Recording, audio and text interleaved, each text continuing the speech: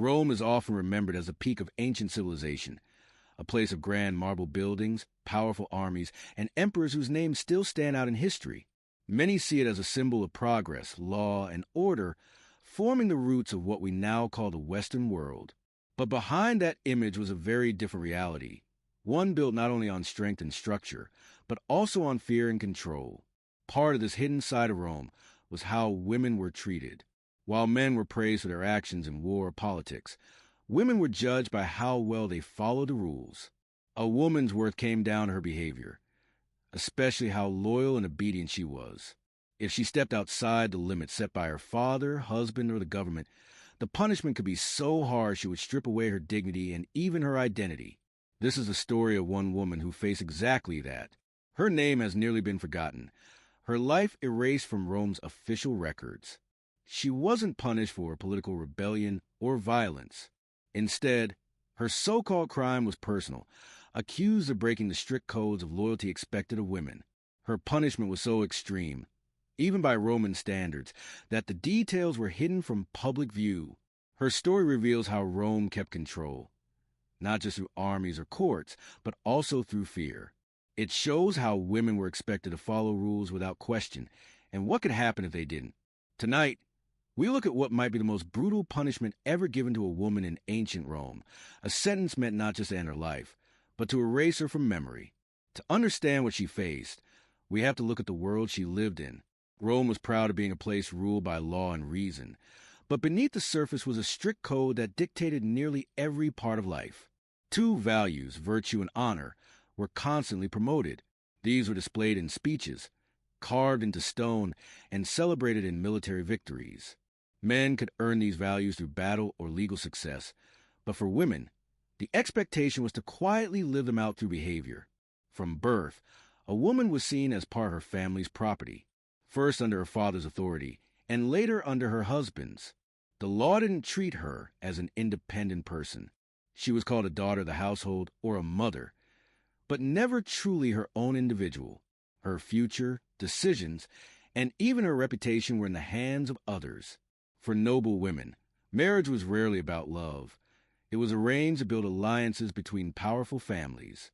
For those of lower status, their role was centered on raising children and running a household. In either case, her body and reputation weren't considered her own. They reflected her family's honor. This control wasn't just cultural. Roman law gave fathers and husbands strong legal power. A father could exile, disown, or even kill his child in serious cases. Husbands had similar power over their wives, fully supported by Roman customs. A woman's life could be completely changed or destroyed just because someone believed she had failed to meet expectations. Public reputation mattered more than facts.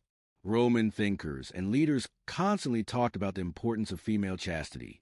A woman's loyalty was tied to the purity of her family line, and any hint of disloyalty threatened the legitimacy of her children, and with that, her family's wealth and power.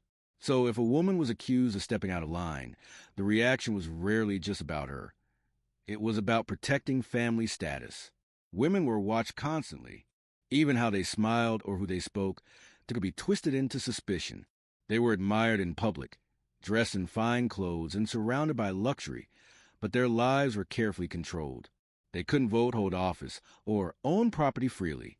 Even the richest women needed a man, father, husband, or even a son, to handle their legal matters. Marriage didn't give them more freedom either. Most noble marriages were strategic, made for political reasons, not personal ones.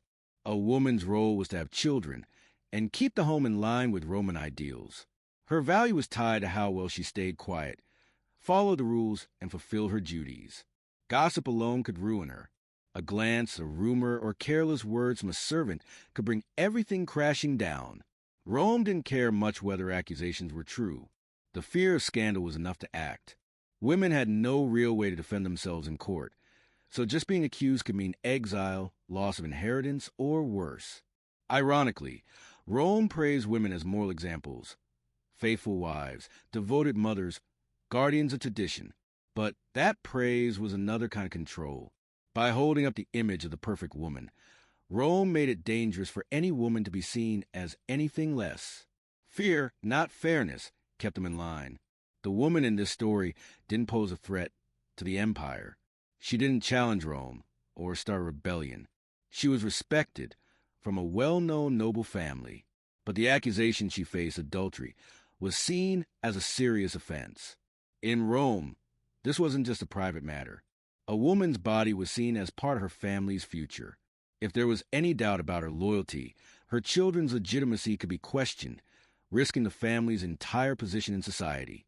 In this case, rumors suggested her supposed lover had ties to a rival group that turned a personal accusation into a political threat. It didn't matter if the affair actually happened. The rumor was enough. In Rome, adultery had been made a public crime.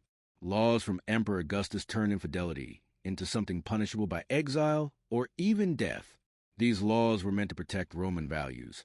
But in practice, they were used to control women and remove those seen as inconvenient. What made this case especially haunting was the silence that followed. Her name was left out of many records, as if she never existed. That wasn't a mistake. It was deliberate. Rome didn't want her remembered.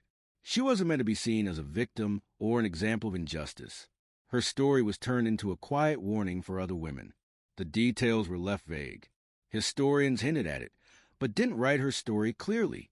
Naming her or describing the punishment would bring more shame.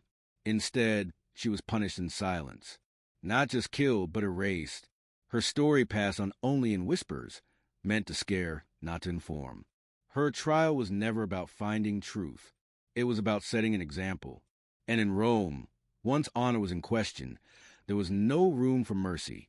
Roman trials were meant to show the strength of Roman justice. Fair, structured, better than the so-called barbarian world. Leaders bragged about their legal system. But when it came to women and questions of honor, justice was rarely real.